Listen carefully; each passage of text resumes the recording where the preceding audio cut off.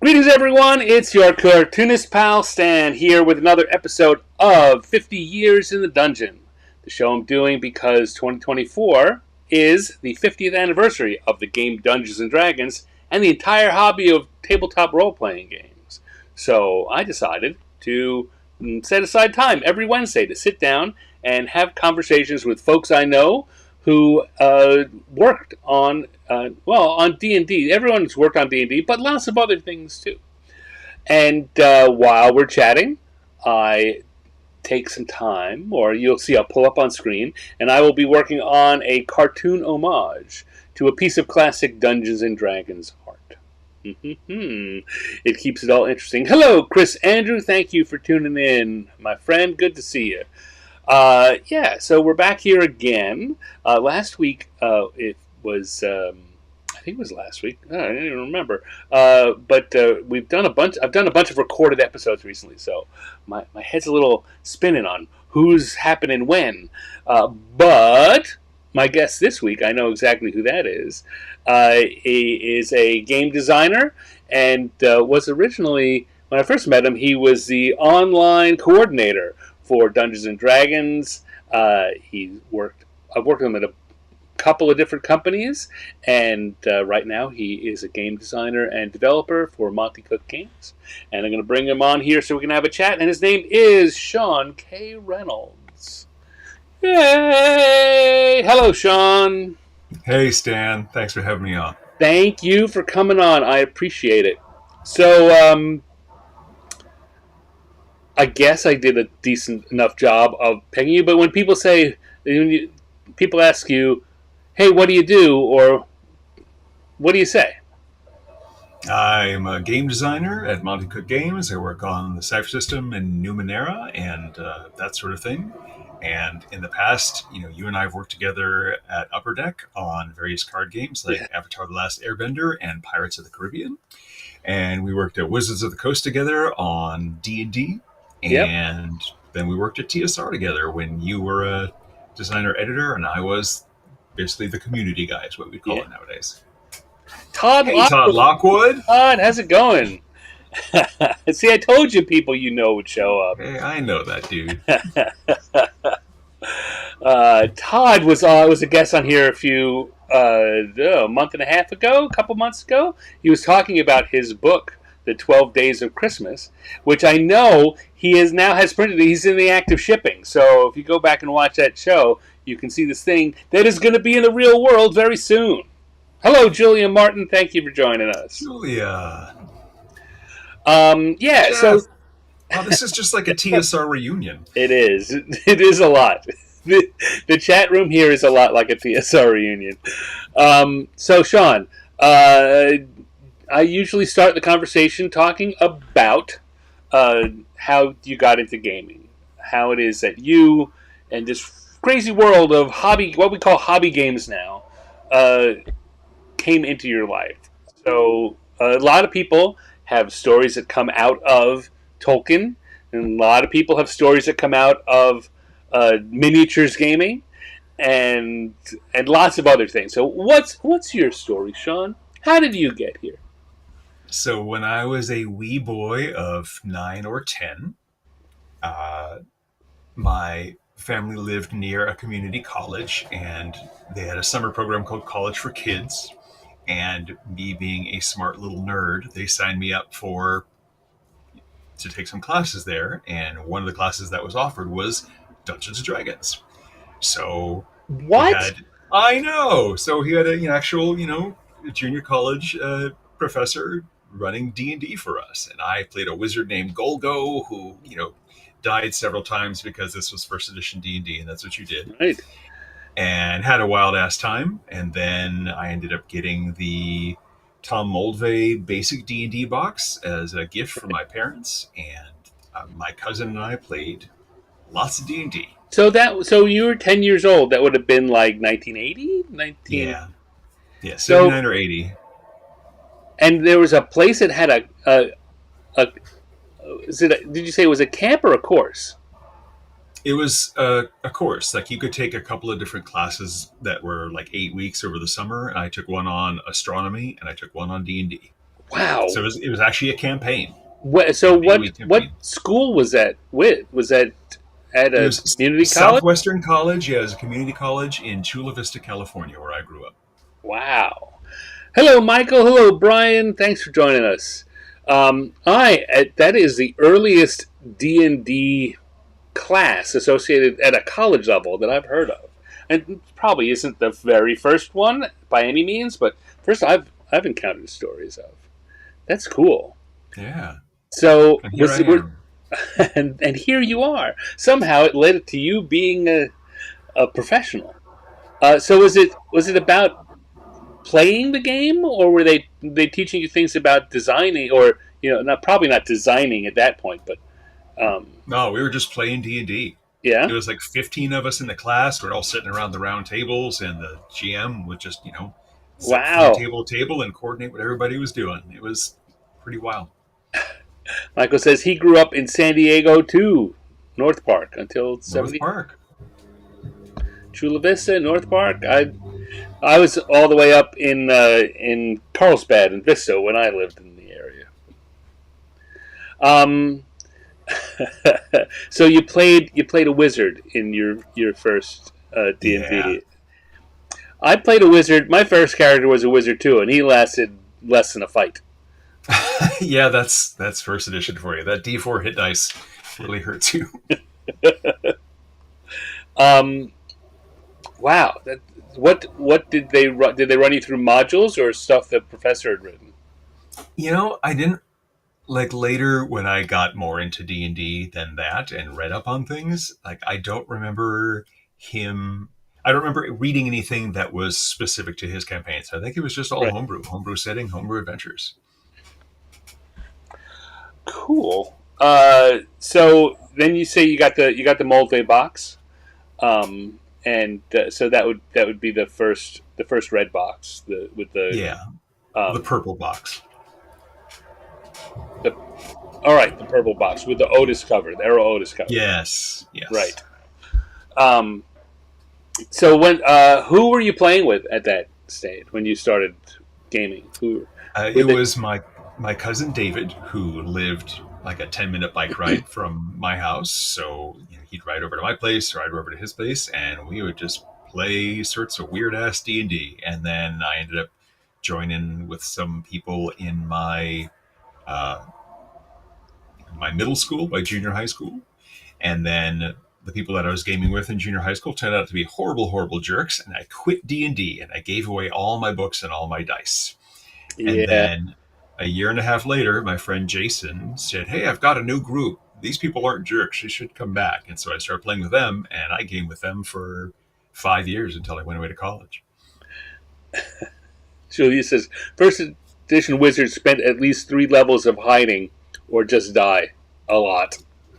Well, I mean, a first edition wizard was just basically a magic missile spell shaped as a person, right? You cast your one spell of the day, and then you're done. You're like, I'm going to hide behind the fighter. I might throw a dart. Darts. Um, okay, so when the game Jason invited you, was he running it? Did you start running No. anytime soon? Yeah, I was. I mean, I was running stuff for my cousin David, and then when I joined this other group, they had two GMs who kind of rotated, and then I ended up joining that rotation, and we played a lot of D&D and a little bit of like Traveler and Tunnels and Trolls, but it was mostly D&D. Mm, And at the time, my campaign setting was really silly and goofy. Like everybody was working for this wizard whose name was Skittle, and his main rival was named Nestle. So it's just dumb, right? It's so dumb.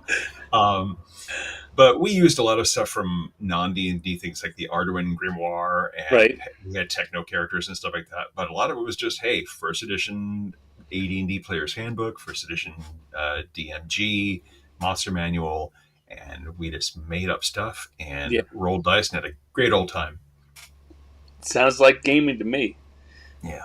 I think that's when I look back, or not look back. When I think about the conversations that I've been having over this year, um, a lot of us, the habit at that era was to play a lot of different games and to kind of switch back and forth between them, which is less so these days, I think, in my totally unscientific uh, uh, experience. It seems like most people are in a game and that's what they play. Period. And there's It does seem to be that case. a lot less experimentation. Yeah. And I don't, At I'm least not at least for grown-ups. Like right, I don't interact with a lot of teenagers who are just getting into gaming, so who knows? But as far right. as adults, they pick their game and that's the one they play. But I think for teenagers, if I've come up with a loose theory, which again I don't put that much stock in because I know I don't have a lot of info to go on it. But I think so many of us came into the game through loving games, like the people that came in through the wargaming, or this was totally new, so you start thinking, what else might be out there? And these days, particularly with the people, it being easier to get in by watching the online uh, shows, that people just say, "Yeah, that's what I'm going to do," and they really come in with a, if not an agenda, but an idea of where they're going and what they want to do. And there's not a lot of uh, initial. It takes an amount of experience before you want to say, maybe I could try something else. Yeah.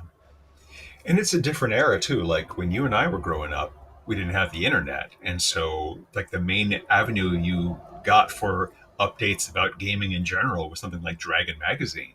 And Dragon Right? Magazine mostly focused on D&D, but you'd see articles in there or ads for like Villains and Vigilantes and Traveler and Jorun and things like that. And so like but now there's not really a hub where people go to find out about games. They just their hub is Yeah, YouTube or TikTok or whatever. So it's a very different paradigm for gaming these yeah. days. It's weird that I mean it's a wonderful era, right? There's so much more going on. It's so much easier to get in, and so many ways to connect with people. But like, there are some things that uh, I don't. I feel bad phrasing it like there's some things that have been lost because it's very negative. It's just a different paradigm, as I think you just said. That's a good phrasing. I'll steal your phrasing. Hello, Kerry. Welcome. Greetings to Maryland. Hey there, Gary. Um, so, when you went off to college, because I know you went to college, were you still gaming in college? Initially, no, because like I went away to school, I didn't know anybody, and I didn't know how people would react to me playing D&D because this was, late 80s, early 90s, and there was still a lot of stigma for D&D, the Mazes and Monsters movie, and, Yeah. bothered against about Dungeons and Dragons. Um, like, I was dating my college girlfriend for a good 6 months before I told her, oh, by the way, I play D&D. And she's like, why did you take so long to tell me this? I was kind of embarrassed. And she says, I've played D&D, like whatever. But like my college roommate in the dorm, he was this wild frat boy sort of guy, and there's another guy in my dorm hall who played D&D, and he told me that he had a conversation with my roommate about D&D, and my roommate's like, oh, that stuff's the devil. And my friend in my hall is like, you've literally done cocaine. Why do you care about D&D as a negative You thing? know what? Cocaine's okay, but I won't mess with that D&D. But then I started up, I got, because of the internet, was starting to be a thing, especially on college campuses, and they Right. were using FTP sites and news groups and things like that. I ended up joining a couple of play-by-email games, and then started running my own play-by-email game, Oh. which is a very slow-paced version of gaming. It's not like you had video chat and that. You'd be like, okay, you would like the GM would send out a message, an email to everybody, and everybody would write back about a paragraph of what they're doing, and the GM would compile it all and Yeah. then say, okay, here's the next thing that happens. It's weirdly turn-based and slow. So Kerry says props to you for mentioning Villains and Vigilantes, because he and I we went to college together, and we had an 8-year V&V game that went on. He was Cool. one of the main people in that. Referring to the cocaine thing, he's now a doctor, an emergency medicine doctor. He's never had an OD in my ER from D&D. So I guess that's one of the good things. Yeah. My mom is a church going lady, and again in the mid '90s, still there was a lot of stigma against D&D, and there were some guest speakers who came to her church, and they were talking about the dangers of sinning, Right. and they said, oh, it just sin can surprise you in unexpected ways, whether it's music or a television show or a game. And there's two of them, and sort of this little dialogue, right? It's like, games, really? What kind of games? Well, like role Uh, playing games, like Dungeons and Dragons. It's like, tell me more about this Dungeons and Dragons and how it leads to sin. And my mom was like, wait, hold on. My son plays these games. He's a good kid. He doesn't do drugs. He hasn't gotten anybody pregnant, So, like, when he's out gaming, I know he's at a friend's house and they're just drinking too much Mountain Dew, So not a bad thing. And so, fortunately, my mom speaking up actually made these two people who probably were just repeating what they were told, had a conversation with them about D&D. right. It's like, it's just being nerdy and fun. My mom, not a church going person, also had fears about whether or not it was good. But I didn't have. I like that kind of. Your mom took on the missionaries. Games. Tell me more about this. Ooh, that could be dangerous. So Um, Todd, and just mentioned Jack Chick. I do want to point out that Jack Chick wrote a Chick tract called Dark Dungeons, which yeah, is a kooky take on the dangers of D&D, and some of the people who are associated with Journey Quest and Dead Gentleman Productions, they made a Dark Dungeons movie based on Jack Chick's Chick tract, and that's a I twister. they also made a mockumentary Yeah. about making it, and I am in that. I play a D&D expert named Sean K Reynolds. Wow. Well, what a stretch. Your acting chops are impressive. Oh, Chris thank you. says, "Tau to the eight." It was a V and V. It was a Villains and Vigilantes game. The 8 year campaign, and no, it didn't fizzle out because we'd started going our separate ways. Like we started in college, and various some people stayed on and did graduate degrees. Some people got jobs in town. Some people just kind of left and came back. So the number of people playing shifted, and who was playing, and so it had several things that could be resolutions, but in the end, it just kept playing until there weren't enough people to play anymore. So I guess it fizzled out. Didn't feel like it to us. Like uh, no one felt like, oh, it just ended and I wanted to keep going, that I know of. All right, so I'm going to switch over here. I'm going to pull up. Let's see. I'm doing today's cartoon homage is to a Forgotten Realms product from 2003, 2005, 2005, called Sons of Gruumsh. This is Chris Perkins wrote this, right? Right, not you, It was or not was it me. That you? was In any case, not me. Correct. all right, Yeah, that was after I left Wizards of the Coast to go work in video games for a little bit. all right. Well, let's. What I wanted to ask you is, I know I have to ask as a question because everyone else says it. What did you study in college, Sean? I have a degree in chemistry. And so that's not game design, but it has a mathematical underpinning. So you left college and you went on to work in chemistry? No, I got this degree with the intention that I was going to teach. I was going to become a high school or middle school teacher, and then when I was finishing up my graduate program for teacher education, and I was living in California, and I found out that California's school tenure system is based on how much time you spend in a particular district. And if you leave that district, or if you take a gap beyond a certain amount of time, you lose all that tenure. And I had lived my entire life in San Diego. I never lived outside of Southern California, and I wanted to be able to be free to live in other parts of the country, and I didn't want to get locked in. Right. So I didn't finish my teacher education program. And then when the school year ended, I ended up getting a job at a tiny daughter company of Time Warner called Time Warner Interactive, and they made mostly educational CD-ROM games. And Yeah. I was the Mutiny coordinator. I built their website on the Time Warner site. I built their America Online site. I answered customer service questions, that sort of thing. And I did that for a year. And I got heavily involved in D&D discussions online in D&D news groups, and got into a lot of arguments with the representative from TSR, because TSR's online policy about fan use materials was really strict and draconic. Basically, their position was, if you write something for D&D for your home campaign, if it has D&D stats, TSR owns it. And most people on the internet hated that idea, and I was one of them. Yes, I'm And surprised. People didn't like yeah, that. yeah. But the guy who was kind of relaying this information from the company, his name was Rob, and he was in the marketing department. He just happened to know internet stuff, and so they just gave him all this extra work. And he's like, I don't really want to do all this extra work. And after a year, he finally got permission for them to create a new position at the company, their online coordinator. Right. And I applied, and he went through all the resumes, and I didn't expect to hear anything back from it. And then 2 weeks later, there's a phone message on my voicemail saying, hey, this is Rob Reff from TSR, and we'd like to talk to you about your resume and your application. So I called him, into a little interview over the phone, and he said, that was a good interview. I'm going to fly you out in person and interview in person. And I said, okay, that was pretty random.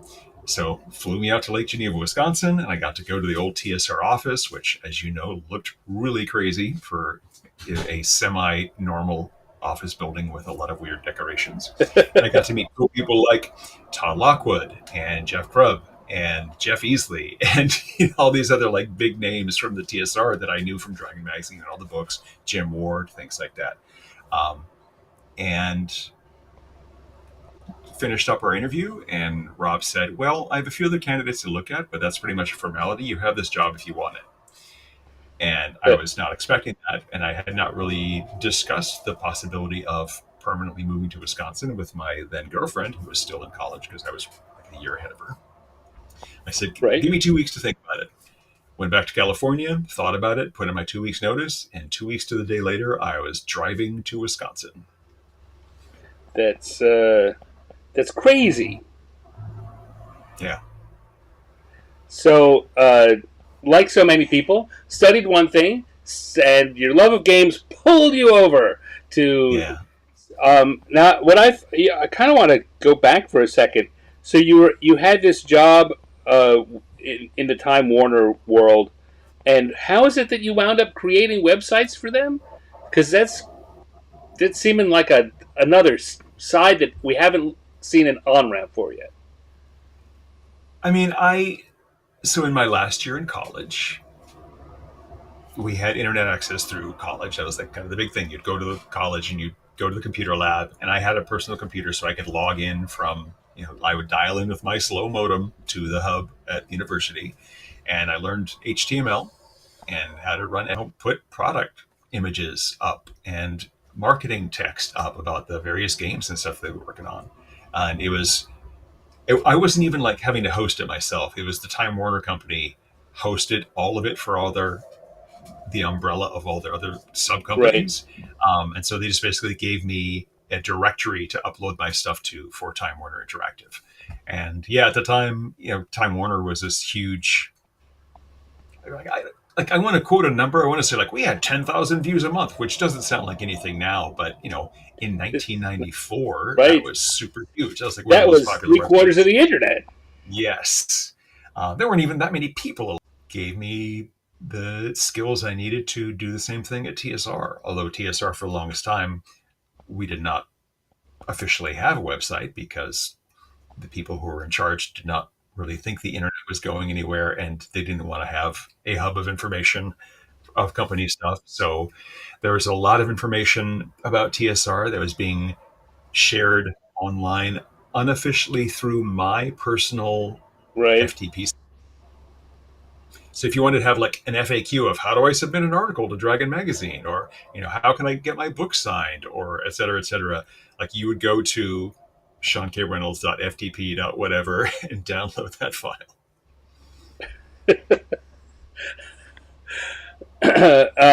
Yeah, I mean, I was just talking. I just have to remember for an episode that's going to air in a few weeks. I was talking with Wolfgang Bauer, and we were talking about you and how when I first got there, and when Wolf was there, um, we as we didn't have outside connections. We had an internal email or file sharing system, but they wouldn't let us have an outside connection, and so we'd all come down to your desk at lunch to check our email. Yep, because I had to be able to access the internet, so Right, I had the modem, and this is back in the AOL days, and there was actually not a local number to call for AOL, so they had a special 800 number for partners like TSR, who actually had a right. forum on their site, and so I could call in toll free to check my email. And every day people would come by. It's like, when are you going to lunch? Can I check my email on your computer? And I said, sure. And so I would wander off for lunch and come back, and they'd be like, oh You crap, okay, Sean's back. you were one of the most popular people because you had internet access. And it's because I'm so pretty, but yeah, probably the internet mostly. I'm telling you, Sean, that's why I came. Okay, Just, you weren't my type. that's fair. Um, all right, so you joined TSR. What year was that when you got there? 95, Yeah, same year as you. yeah. I would say 95 has come up a lot. 95 was a big year for hiring. There were a lot of people. Everyone from Ed Stark on, which is a big Yeah, chunk of folks who became important over the next phase of D&D. 95 yeah, was a big hiring year. our So new you were only fish. there a few months before I got there. That's correct. Yeah, actually, I was driving from California to Wisconsin over Fourth of July weekend. And I remember that because I passed through Montana and could not find a hotel to stop at for the night, because apparently, like, the biggest rodeo in that part of the country was happening that weekend, and all of the hotel rooms were booked for about a 200-mile radius. That's that's a shame. All right, so you came on. So what was it you were doing as the person that was in charge of the web presence? But you Well, say first of you had all, a bunch of stuff that you did put on your site. But what was it you? Since they didn't want a real presence, what were you doing?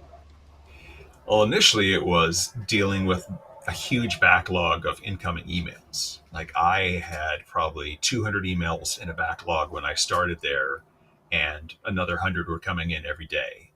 And because I didn't know anybody at TSR, and because I tend to wake up with the sun, and because Wisconsin is at a much higher latitude than I was comfortable with, the sun would come up at 5:30 a.m. and I would wake up and I'd be like, "Well, I don't know anybody here, and I got nothing else to do." I would go to work, and so my work hours were like 6:30 a.m. to about 8 p.m. just trying to catch up on emails.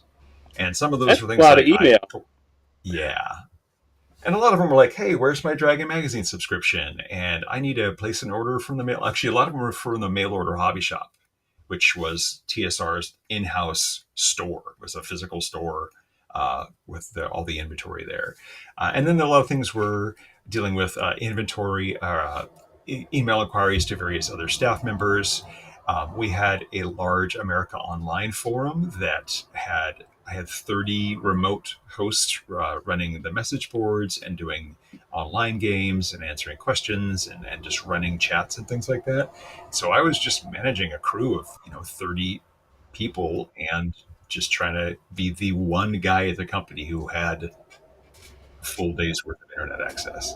I remember Jim Falone in the marketing department came to me and he's like, "Hey, so I'm hearing something about this company called Amazon. I'm going to try and get our books there." That's the time we're talking about.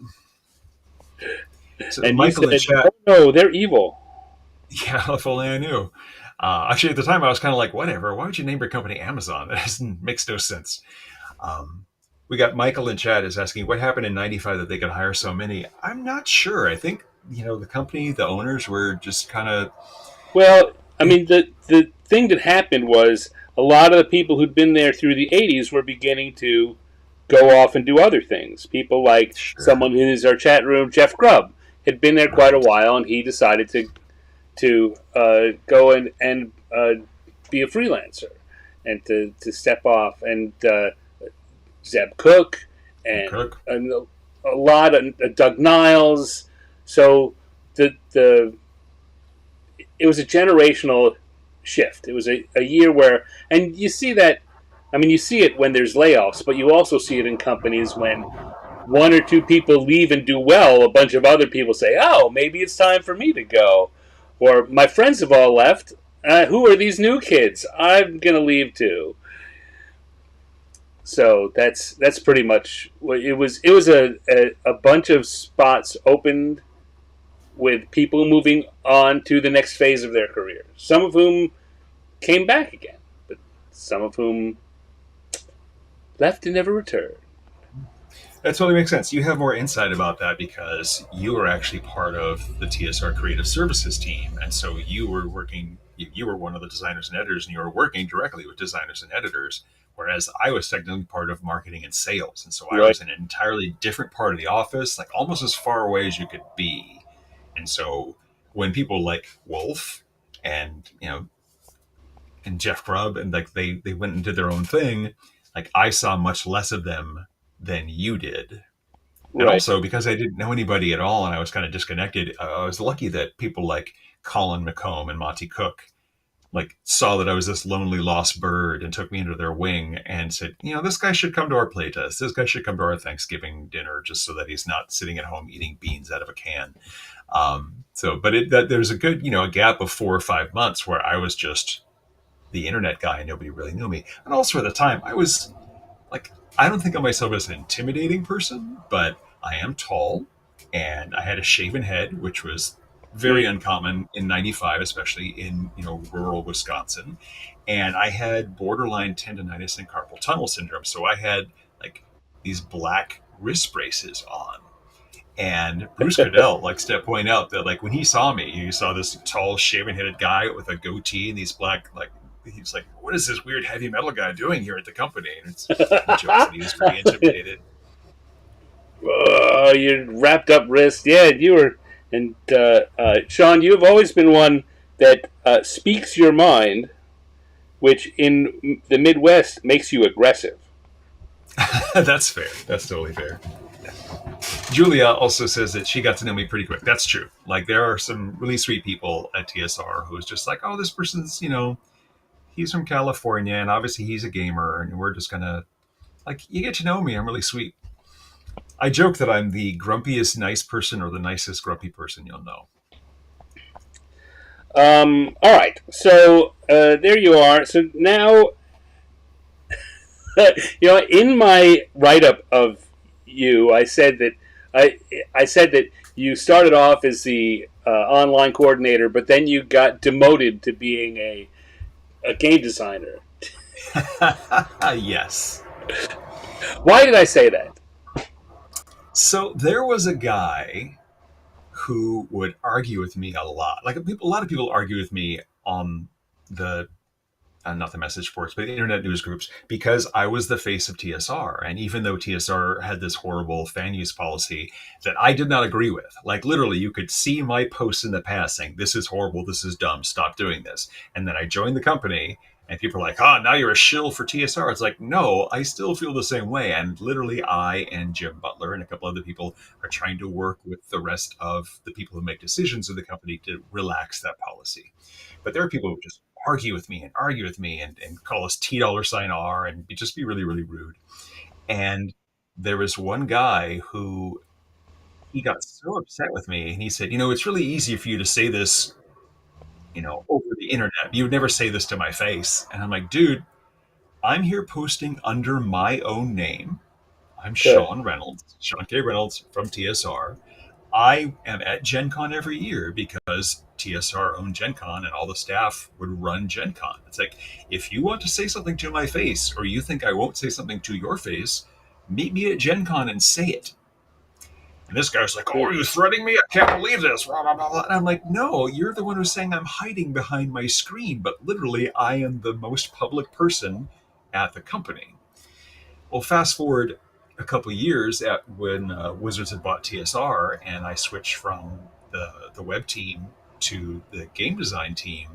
That guy sent an email to me out of the blue, and he was basically like, "Ha ha ha! I see you got demoted to game designer. Well, that's sort of talk about D&D. I actually get to work on D&D." So, yeah, I love that. I remember that. Are you threatening me? And remember you showing the conversation to us, to Monty and Jeff Quick and the other friends that we have in common, and it's like, no, no, Sean, you're right. You haven't, because I remember you were like, I don't think I have, but I need you to double check me on this. Am I out of line? It's like, no, not at all. But as we know, the internet's full of people with some bit of reality challenge. yeah. And like I think as part of that conversation, or someone else associated in that conversation said, "Well, I post under a handle, not my real name, because I'm worried that someone will find out who I am and they will like stalk me." And I said, "Okay, that's totally fair, but let me point out that I live in Lake Geneva, Wisconsin, where TSR is. Lake Geneva has 5,800 people. I'm in the phone book. Like, you could literally call up information to be like, give me Sean Reynolds' number of Lake Geneva, Wisconsin. And, you could find me." And I went home that day, and there was a message on my answering machine. And I don't know who it was, but someone was just saying, "Just checking if this is you." So, yeah, you could totally find me from the phone book. Yes, there's a few people. Ed Stark and a bunch of the West End Games guys had a lot of that happen.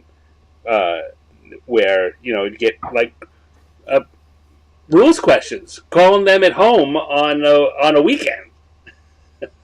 Just someone looked them up. Oh, Ed Stark in Honesdale, PA, must be him. Hey, we're playing this. We don't know what the thing is. Yeah, Different world. Not cool, bro. Very different world. No, not cool. Okay, so you got demoted to being a game designer after we moved out here. So how did I guess, first of all, how did the layoff, the Christmas layoff in '97 that or '96 that comes up a lot in these conversations? Mm-hmm. Did you get laid off in there, or were you still? No. Did you make it through? Oh yeah, you're the web guy. They couldn't lay you off. Yeah, because who would be there to answer complaints about where's my Dragon Magazine subscription? Where's my missing book? Yeah, and there were going to be a lot more of those in the next few months. Oh, yeah, and that was kind of a horrible time to be the online person for TSR, because the management did not give me any direction. They're like, yeah, internally we knew that we didn't have any money to print more players' handbooks, and we didn't have money to print Dragon Magazine, but they didn't give me anything to say. And so people would email us and be like, I haven't gotten my Dragon Magazine for the past 3 months. I can't find players' handbooks in the game store. What the hell is going on? And so, like, I was telling them things like, well, there's a problem at the printers, and so we're going to, get books out there as soon as we can. The problem at the printers being we don't have money to pay the printer, and they think that's a problem. The problem being we already owe the printer a lot of money, and they want us to pay that before they'll print anything else. Very unreasonable. So we come out here, and you get to be a real boy. You get to join the creative team, and right now, was that something that you had eyes on doing beforehand? How far into your tenure there did you start trying to do design work? It wasn't even really that I was trying. Like, I got to know you and other people in RPG R&D, and one of them was Cindy Rice, who was the editor for Ravenloft at the time, and I'm telling you a story about it that people listen. Well, yeah, no, this is a good time for that. Yes, go ahead. Okay. Actually, so people who know Sean, people who are friends with Sean, he has a reputation for Not, I mean, a lot of us tell the same stories over and over again. I sure do that. But Sean has a reputation for telling stories to people who were there about what they did, which is kind of funny. Fortunately, he's a good storyteller, so we humor him a lot. And I, before we came on, I ribbed him a little bit about it. But this is the time, because everyone else watching this has not seen it, and I'm trying to get you to tell those stories. So please, go ahead. Nice. So Cindy was the editor of for the Ravenloft products, and every year at Gen Con, TSR would have a party hosted by the designers and editors, and we rented like a room at one of the hotels or one of the like one of the ballrooms or something. But it was basically a cool industry get together, and we invited all of our other friends in the industry, and we paid for this by an agreement with the owners of the company where we said, hey, we will do a freelance book for D&D. We will have everybody donate their time to get it done, and instead of paying the designers and editors for that, we would like you to use that money to reserve this space, like a Right. meeting room in the hotel. And this particular year, they were doing one. It was a compilation book called Children of the Night Ghosts. And so it was Mm-hmm. just a collection of short adventures, each of them about ghosts. And Cindy, who was, by then it was a very good friend of mine. She knew that I knew D&D well. I was in a lot of playtests at the office. I was in various people's games. And she said, Sean, would you like to write an adventure for Children of the Night Ghosts? And I said, yes, that'd be really cool. And she gave me a lot of really good development feedback on that. And it went into the book. And that kind of opened the door for me to write some stuff for the RPGA. At the time, we had a program called the TSR Adventurers Guild, where they would have like a big book coming out for, let's say, D&D, D&D Core or Greyhawk. For example, Bruce Cordell wrote a book called The Ilithiad, which is about mind flayers. Right. And we had a little freebie adventure that would get sent to stores, and it was literally like 16 pages, just stapled together. But we needed somebody to write some of those, and so it was supposed to be a tie-in, so you could go to your game store, play this adventure that has a tie-in to, for example, the Ilithiad, and the players in the GM would go, "This is really cool. I want more." And they would buy the book. So it was a way to get people to try out the stuff and then buy the book. Right. And so I wrote like 4 of those. And then when the Wizards buyout happened, one of my 2 goals for TSR when I joined were to get TSR a real website and to fix their draconic online policy so that people could post their own stuff and not worry about getting sued by the company. Right.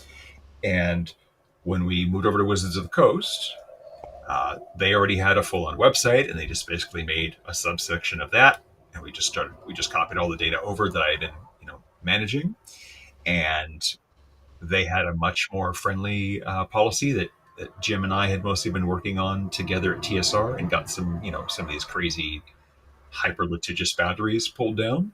And so in moving over to Wizards of the Coast, I realized, the 2 things that I wanted to accomplish here, I have done. And so I don't really need to stick around as part of the web team. And so I told my manager, whose name is Mark Schmaltz. Oh, And, Mark. Mark. And I said, hey, I'm going to be looking for other work here at Wizards of the Coast. And he said, oh, cool, because they told me we need to downsize our department by 1 person. And so that means I can just downsize you, and I don't have to go and let anybody else go. And so I kind of, I let people know that I was looking for work at the company. And Bill Slavisek, who at the time was the head of RPG R&D, said, well, we are going to be opening up a new design positions, and I'd like you to apply for that. But just because companies are the way they are, it took a few months longer to get that position ready to have somebody start.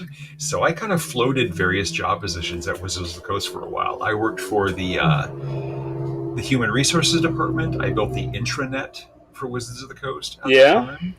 I was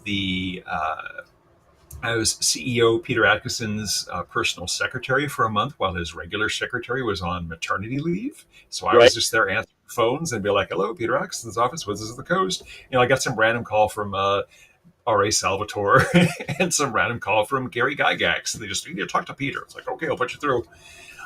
And then finally, they opened up the design position, and I got rolled over to design, initially to work on Greyhawk. Cool. So Greyhawk, one of the classic settings for D&D. What was that like, getting to work on that? It was pretty wild. Like Greyhawk had kind of went through a phase where it was the redheaded stepchild of TSR and D&D. Like the focus was on the Yeah. Forgotten Realms, but we had a revival of some second edition D&D stuff, mostly spearheaded by Roger Moore, whose name I knew through him being the editor in chief of Dragon Magazine for quite some time. But yeah, we just kind of come up with this product line, and Roger kind of did a little, I think it was a 96 page or 128 page book. That was kind of the new core book for Greyhawk. And I started writing adventures for that. And I did that for about a year. And then we started working on third edition D&D. And by we, I mean, the core team started to work on that. And I ended up getting moved over to work on Forgotten Realms stuff. So I was there for the end of second edition Forgotten Realms, and there for the start of third edition Forgotten Realms, where I think one of the most fun things that ever happened was we got the whole FR team. So that was Rich Baker as creative director, Hmm. and myself and Julia Martin and Michelle Carter, and I want to say it was Rob Heinso for that. I'm not sure, but we went out to Ed Greenwood out in Canada for a week, Mm. and we just basically had a summit and talked about here's what third edition D&D is doing. How can we make the new core book for the Forgotten Realms the best it can be and the best fit for third edition? And we had an amazing time. Came up with these really, really cool creative ideas, and I just got to hang out with Ed, and Ed is quite a character, and just got to spend some really cool quality time with the rest of the Forgotten Realms team in the middle of winter out, in Toronto, which is you don't ever want to go outside. So we were just kind of like all holed up and just focused on D&D and Forgotten Realms for a week. It was a really, really awesome thing. And then we came back and wrote third edition Forgotten Realms. And Skip, thank you. Julie says Skip was It's there good. too. Skip is the fourth designer for the Forgotten Realms campaign setting. I was totally blanking on that. Thank you, Julia. The So I just had two completing ideas jump into my head at the same time. I was remembering the signing that you guys did at the Wizards of the Coast uh, store when the FR setting book came out for third edition.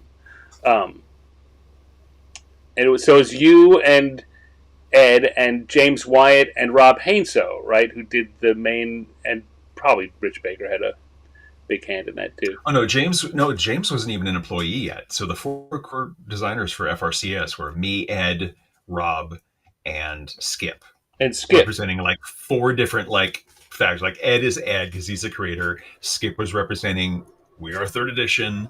I was kind of the young upstart who was entrenched in all the D&D stuff, and then Rob was just the wild card because he literally was at the company for like 3 months or 4 months at this point.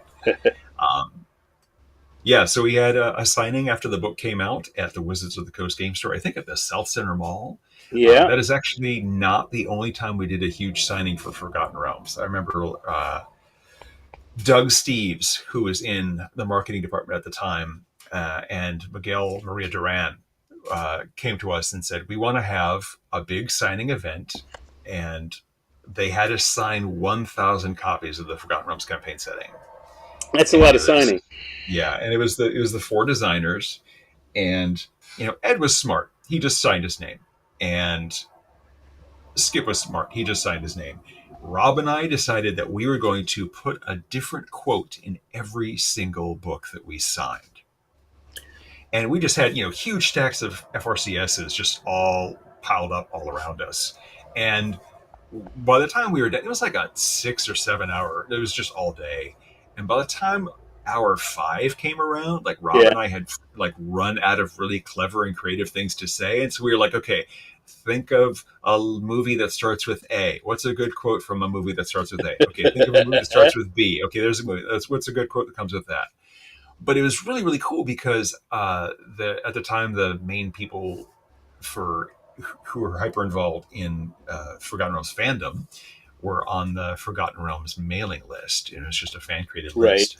And when these copies of the books started going out into circulation, like they started keeping track of all these different quotes. And I don't think they got all of them, but there was a good, couple hundred where people were like, oh, this one's quoting Blade Runner, and this one is quoting, Hawk the Slayer, all that sort of thing. So it was just kind of it wasn't quite a meme, but it's definitely one of those weird shared online experiences where all these people who are like, how deep into the weird have Sean and Rob gone in putting a different quote in 1,000 different books.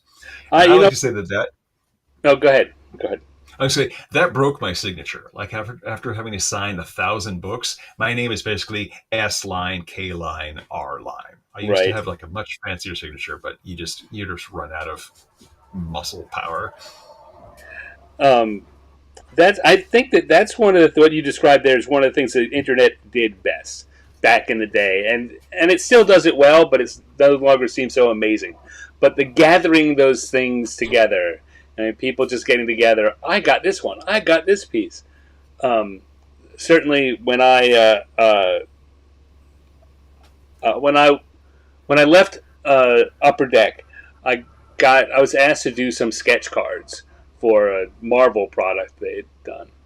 Just because they suddenly increased the print run and they needed to have the same percentage of sketches. No one wanted my sketches at that point, but they knew I was a cartoonist and I was there and I'd work cheap. So they gave me a bunch of things and sent them home. And there were a couple of websites that were dedicated to tracking, oh, Art Adams, we know he did 5 of them. We found pictures of 3 of them. And people would take picture of them, and there was like a database that was building of all of them. And people started getting mine and going, "What the hell is this crap?" It's like this Stan. It was a Stan. What the? They started calling me Doodle Stan, Mm. and and the pictures came up again because they wanted a bunch of them and they wanted them fast. I just did them. I did like 150 over a, Wow. a week or so, and they weren't as good as Art Adams. They were quick sketch cards, um, and so they turned up more frequently. Uh, I got a little bit of reputation, and I got to watch the internet discover me. It wasn't fun, you were seen by the eye of Sauron. Yeah. right? Let me see. There are a couple of questions here. Chris Andrew a while back asked, "What was the funniest complaint or question you got coming in for Dragon, or I guess through any of the when you were fielding all those questions for the company? Can you think of Oh any that wow. were particularly weird or funny?" I mean, I think the funnest interaction that I experienced was was not through email, and it was because Tracy Hickman, one of the co-creators of Yep. Dragonlance, had been writing into Dragon Magazine with advice on stuff like, "Hey, if your character gets bored and forth in Dragon Magazine, like with opposing views, is like, well, Tracy, what I think is this," and Tracy would be like, "Well, Monty, I don't think you know this, but blah blah blah." So it's just kind of funny to see this. Yeah. It wasn't in bad faith. It wasn't mean. They were just kind of like, we're gonna snark at each other in the letters pages, like we do in the old timey newspapers. I think both of them. I'm not. I know that it wasn't. It wasn't all in jest, but it also was not at all taken seriously. Yeah, And both of them know the value of a good PR fight. yeah. I remember people talking about that a lot when it happened. Um, what else? Has Sean watched the Mastering the Dungeons review series of Greyhawk? I have not. I am sadly very behind on a lot of gaming related documentary sort of things because last year my fiance and I bought an old house and I have devoted all of my video watching time to learning various DIY things. Like actually, right before I came on this chat, I Hmm. told Stan I was going to be running a little bit late because I had to rewire the light in my bathroom.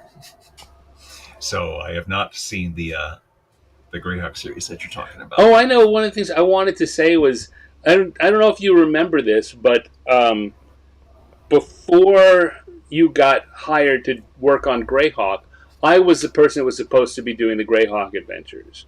That was going to Mm, be my gig, and then I moved over into management, and right. so I did. I was actually looking forward to that. I think you did a better job with those adventures than I would have, because I was not at all Greyhawk literate. But you did Star Cairns Mm-hmm. and Cryptolysandrid, yeah, Scarlet uh, Brotherhood. Doom Grinder. So I was going to be doing Tomb Grinder, but because of scheduling, that ended up going to Steve Miller. yeah, well, I know I was supposed to do Star Cairns and Doom Grinder were on my thing, but so you got to be the new Stan when you can. I don't know if you knew that. I did not know that was what was my role was going to be. I was just Mr. Happy to be here. I get to work on But D&D. good. I'm so glad they demoted me. Yes, want me more for that. So in the chat, Julia mentioned one of the funniest things I did, or well, I don't know if it's one of the funniest, but a funny thing I did when I was TSR online coordinator was I was very aware that the Greyhawk fans and the Forgotten Realms fans did not get along, and like the kind of the design philosophy for both of those campaign settings were just so different. And there's a lot of resentment for how Greyhawk had been treated versus all the attention that Forgotten Realms got, etc. And so to kind of make fun of that, I had a tabloid section of the unofficial TSR website. Actually, I think at this point it probably was the official TSR website, hosted by Interplay because we had a partnership with Interplay at the time.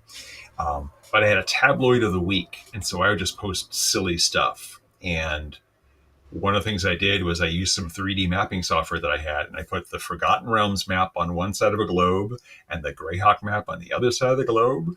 And so, like tabloid stuff is just made up. So it's like, oh, TSR announces that Forgotten Realms and Greyhawk are two sides of the same planet. People are like, no, why would you do that? It's like, it's just a joke. Gamers have no sense of humor. Yeah. Um, all right, so we're getting in on an hour. I've kept you focused. Is there a part of your story that you want to get to talk about, or do you just want me to grab the next thing I want to? I mean, you know me, I'll talk for I know, hours. I So I know you think, will, but I'm throwing the floor open to you to guide this. yeah. You know what? Here's the thing. Almost everyone I've had on, we've gotten to this stage and realized our conversation is just beginning. So we'll do this again in the future. But I will have you back on if you'll come, and we can have more conversations. But for now, uh, what part of your career would you like to bring to the fore for some chat? Um, I mean, the fact that I got to work on third edition D&D and third edition Forgotten Realms was Yeah, pretty awesome, and technically third edition Greyhawk as well. Like, and for a while there, I was just the guy who worked on all the campaign settings and had a focus on. I was known as the Gods guy. Like, I did a lot of Greyhawk Gods articles for Dragon, and then third edition Forgotten Realms Gods, and then the right. third edition Greyhawk stuff. And then later when I worked on Pathfinder, I was the Gods articles guy there too. But I think I got a reputation for being thorough in my research and trying to fit, the new stuff as well as it could with the old stuff and take like little nuggets of things and let it grow from there. And so that was just like a really fun time in the early 2000s, late 1990s, where we were just working on third edition D&D, and I was just starting to make a name for myself as a designer. My 10th high school reunion happened, and it was literally like the same week that my first published adventure came out. So I was able to show them and be Nice. like, "This is what I'm doing. I make adventures for D&D." Um, so that really kind of just set the foundation for a lot of stuff that I was doing. And we mentioned my chemistry degree earlier, and although chemistry doesn't directly play into RPG writing, but it did teach me how to think logically and how to examine details and look for flaws and present information in a clear and concise way. And that's actually what also made me a really good developer, which is something that I do about 25% of the time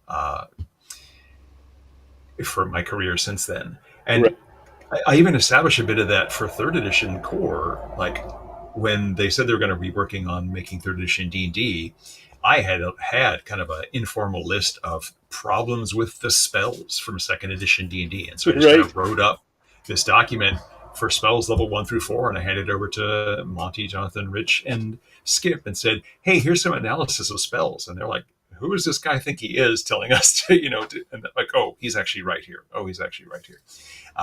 Because it just, just pointing out like this spell is redundant to this other spell that's the same level, blah blah blah, that sort of thing. But that led to me becoming a developer for Pathfinder and a designer for Pathfinder. I was a developer on Numenera for Mm-hmm. Monty, and now I'm part of the design team for Monty Games, and I work on Numenera and the Cypher System. Like Bruce and I did a revision of the Numenera core books. So we did a revision of Cypher System. Um, I had a brief stint as a contractor at Wizards of the Coast after my Pathfinder time, where I was going to be kind of coordinating lore for the company, so that if a licensor said, "Hey, we want to make a video game based on Forgotten Realms, say set in Cormyr," like before this position that I had, that we would have to tell them, "Okay, well, you need to read these 5 books and these 2 novels, but Right. this novel is now out of date, and then this book is also out of date, and then there's a section of this book and a section of that." It was just like such a scattering of material all over the place. And the goal for this position at Wizards of the Coast that I was doing was I was going to take all that information, create a huge old database, so that if a company said we want to make a game set in Cormyr in the Forgotten Realms, we could just go boop, and it would spit out a 65-page PDF that didn't list all the stuff that he didn't need to know anymore. So I Right. was working on that database for 3 months, and then my supervisor said, "Hey, I didn't realize who you were when we hired you to do this. We have some books that need to be written. Are you available to do some design on company time?"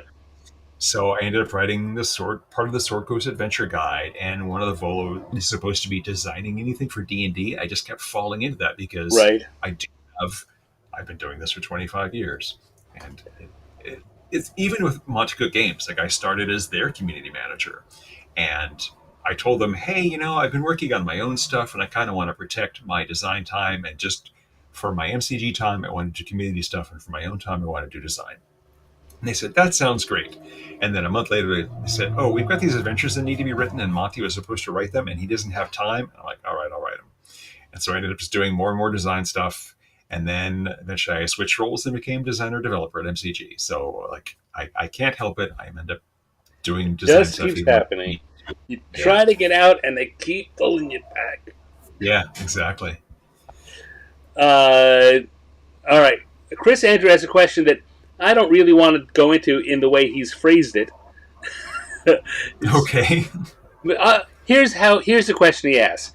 Someone who worked on third edition, how do you feel about fifth edition and the latest 2024 edition? And then he has an opinion that uh, some fun concepts, but an inferior game overall. He says.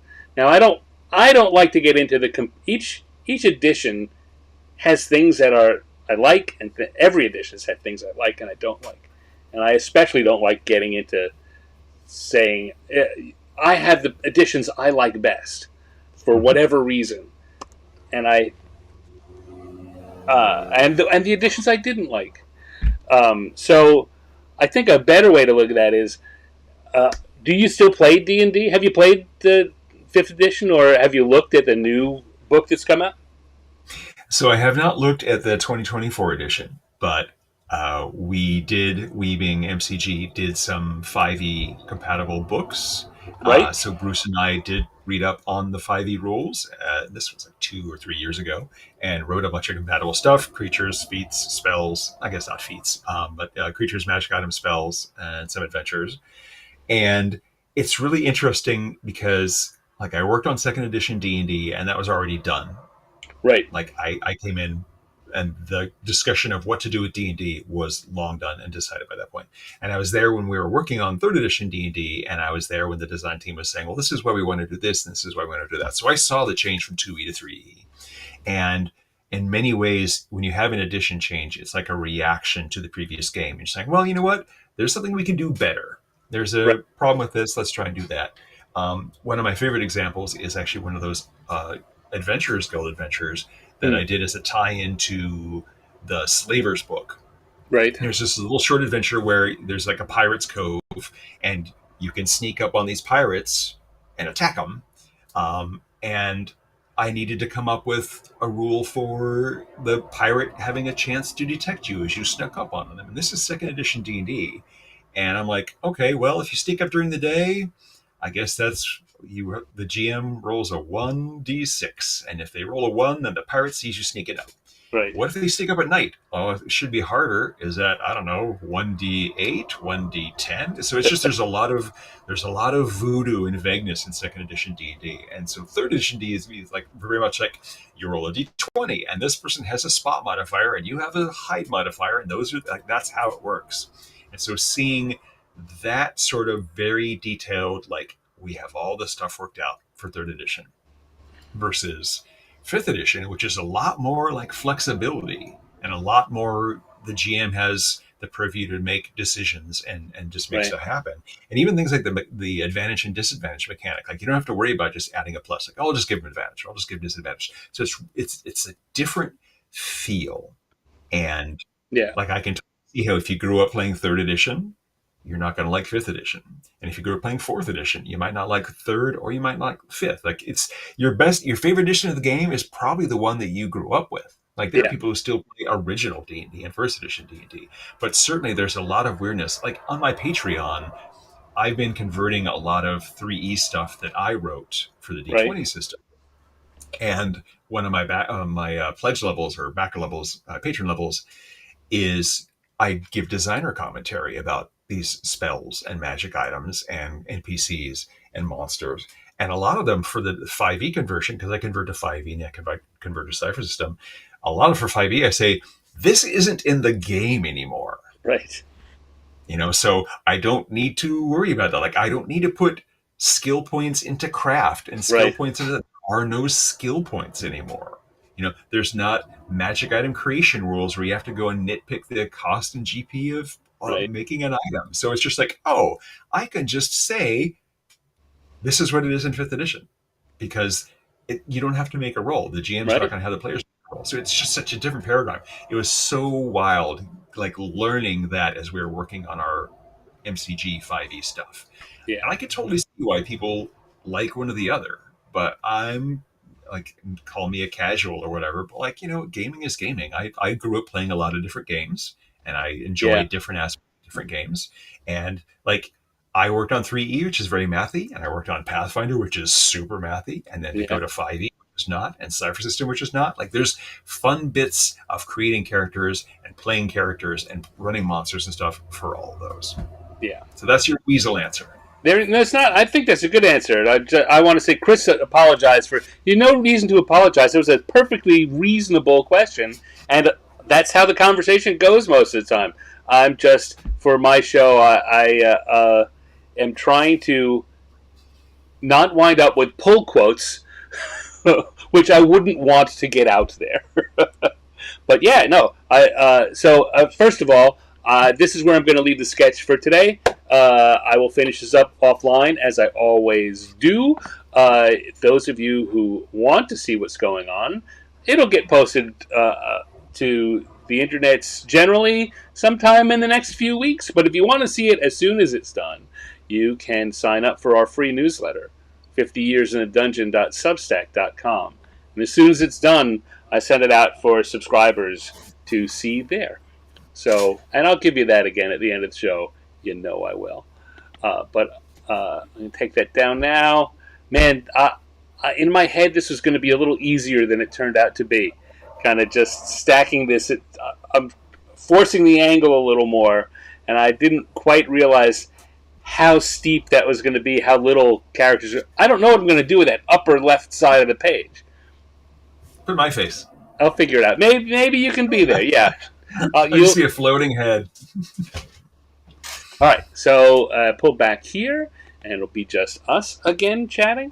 Did Sean propose game mechanics for 3rd edition or Pathfinder that didn't make the final cut, but you still remember fondly and wish they had? That is a great question, and I have a great example for that. So we wrote the 3rd edition Greyhawk source book, the Living Greyhawk Gazetteer, which was going to be the source book for the RPGA's Living Greyhawk campaign. And having been around for the Faith and Avatars book and the 2 other books in that series, as edited by Julia Barton, as we know, one of the things that Eric Boyd did for those was he created some really detailed specialty priests, basically a subclass for every single deity in the Forgotten Realms. Right. And I wanted to do the same sort of thing for Greyhawk. And I knew that Greyhawk was not going to have any follow-up 3rd edition products. And so my section of the book, the Living Greyhawk Gazetteer, was just 20 or 32 pages, which is all the god write-ups. Right. And I was like, all right, I can sneak in there like a sort of specialty priest mechanic, which basically amounted to like one line. They'd be like, at level 1, you get this bonus spell. At level 4, you get this bonus spell, blah, blah, blah, blah, blah. And Jonathan Tweet, who was the lead designer for the Player's Handbook when he was doing a development pass in this, he's like, what are all these things that you have there into these god write-ups? And I explained what it was. And he's like, oh, yeah, we're going to cut that because we don't really have time to play test it. We're not sure we want to introduce Specialty Priest as a game mechanic for 3rd edition. But good on you for writing that. I was like, okay, I totally get that. I still have my document with it somewhere, and literally it was pretty crazy because it was like me kind of like roughing out like how much this ability is worth at this level, and so it was like spell name and then a superscript telling you what cleric level you'd get that ability. It was just me just kind of going, I'm gonna do a thing, and no one knows it's here. Yeah, well, I mean that was the ethos for 2nd edition stuff. I mean that. You talk about that each edition being a reaction to the previous one. That was one of the things that the 3rd edition team was definitely reacting to. Was 2nd edition really had gotten to the point where if you wanted something that wasn't in the game, or you didn't like the way it worked somewhere else, you made a new rule and put it in your product, and it was now an optional rule. And yeah, so I can see why they would do that. But it would have been cool if that had gotten in there. All right. Well, yeah. But guess what, Sean? Hour and 15 minutes already. I told you it was just going to go like that. Yeah. So before we wrap, I like to close the conversations.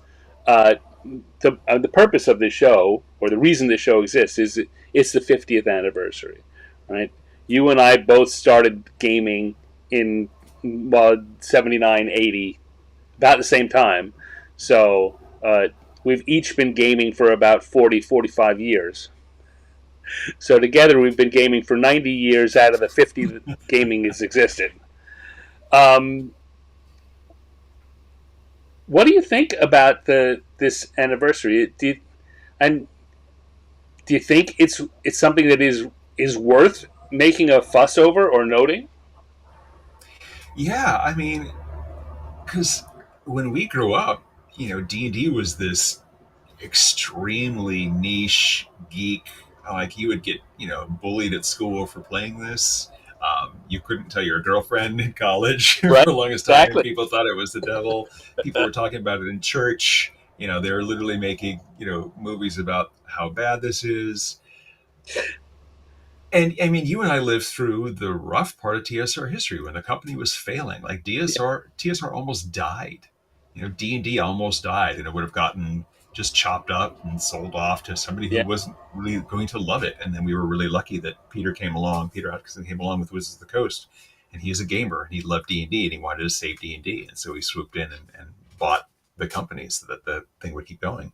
And then even with the D20 license, where the idea was we're not going to allow some soulless lawyer to make decisions about what can and can't be done with this game. This game will live on because of the open game license in some incarnation, and everybody can make their own. And so the fact that I go to the grocery store and there's literally a D20 on the cover of Time magazine, Yeah. like Yeah. 9, 10-year-old me would never have thought this could have been a thing. 24-year-old me living in Wisconsin working at TSR would not believe this would have been a thing. Like, I remember my friend Mark, who was on the sales team, he did advertising for things. His wife didn't work for TSR, and when she had a company party, she went to a company party, she had to tell him, don't talk about where you work, because other people in the same town still would stigmatize the fact that TSR was the D&D company. And here we are, the most popular streaming show is Critical Role, and people just know that, and they love D&D, and D&D is just this icon. And we've got this very popular video game, Baldur's Gate 3, and we've got the D&D movie. It's just so unbelievable. It's great. Yes, I agree. I think one of the things I bring up to emphasize that, or to as example for that, is that you now on late night TV, it can just be a throwaway, not just D&D, haha, but a joke that requires you to understand it is now something that's so common that network TV feels comfortable folding that in and expecting people just to understand.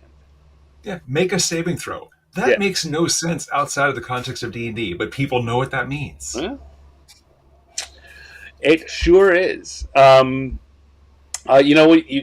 I thought of this earlier when I was at. You're talking about your girlfriend and Mark's wife having those reactions. When I first got to TSR, I had a friend from college who was living in Chicago and was getting married. I got invited to go to the wedding shower party, that wedding announcement party, and I show up, and my friend he was so proud of me for working there, and so I show up. This is my friend Stan, and he works at TSR in Lake Geneva, working on Dungeons and Dragons. And everyone just kind of looked at me like, I don't really understand that. And when I went into the kitchen to get something to drink, apparently his aunt leaned over and says, "He works for Satan." Oh, wow. Wow. But I mean, like, you and I know the Bare Naked Ladies because of D&D. God, yeah, I was wondering, before we got together, whether I wanted to make that part of the story, because that's can turn into a half-hour part of the conversation too. Yeah, I mean, the short version is, I was a fan. I reached out to their main contact email and be like, "Hey, I work for TSR. Stan and I and some friends of ours are going to be at your concert in Chicago. If you want any D&D stuff, let us know." And they're like, "Oh my God." And so we hung out in their van, their tour bus, talked about gaming, blah, blah, blah. And so, yeah, it's so wild. Like, I remember them telling us when that email arrived, like Ed Robertson, one of the singers, turns to Jimmy and he's like, "Jimmy, I just got an email from TSR." And Jimmy's like, "Who's TSR?" It's like, "The people who make D&D." And Jimmy's like, "No way." Yeah. Well, I don't know if you remember this, but you didn't want to tell them that. I encouraged you, and you were like, "I want them to like me." And I held up the CD cover for Gordon, and I said, "Look at these people. They have played Dungeons and Dragons." Yeah. Oh, man. All right. Well, Sean, I want to not take too much advantage of your time and take some pity on the poor folks who are trying to watch this. And we're going to wrap this up. Anything else? Oh, you know what? I haven't shown people get in contact with you. the best place to go here is your link tree.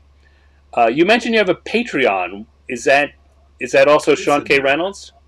Yes, it's also in the link tree. It takes you Okay, right there. it's in the link tree. All the link tree. Link tree has all the stuff, all the Sean stuff. So yeah, linktr.ee, because a lot of people are just listening to us. Because who wants to look at us?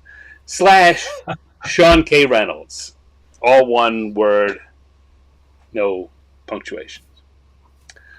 Um, yeah, thank you for showing up, man. I've had a lot of fun.